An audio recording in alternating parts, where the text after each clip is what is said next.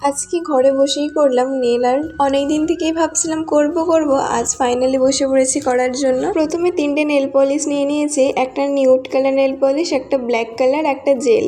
তারপর একটা nail polish remover দিয়ে নখে একটু নেল পলিশ ছিল সেগুলোকে রিমুভ করে নিয়েছি। তারপর প্রত্যেকটা নখে নিউড কালার নেল পলিশটা লাগিয়ে নিয়েছি। সেকেন্ড নখে আর লাস্ট নখে না লাগালেও চলবে। তো যাই হোক, আমি প্রত্যেকটা নখে লাগিয়ে নিয়েছি।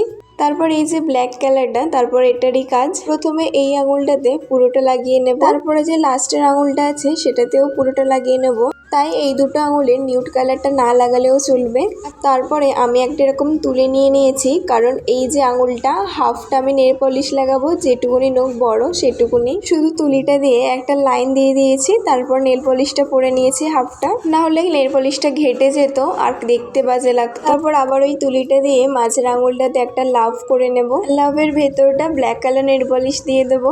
এবার শুধু বাকি আছে এই আঙুলটা, এর মধ্যে একটা লাভ বানাবো। লাভটা ফাঁকা রেখে তার বাইরেটা পুরোটাই ব্ল্যাক কালার নেল পলিশ দেবো। তো এটাতে আমার হয়ে গেছে পুরোটা। তারপর এর মধ্যে একটু জেল নেল পলিশ দিয়ে দেবো। এবার আমার হাতের ফাইনাল লুকটা দেখো কেমন লাগছে তোমরা জানিও।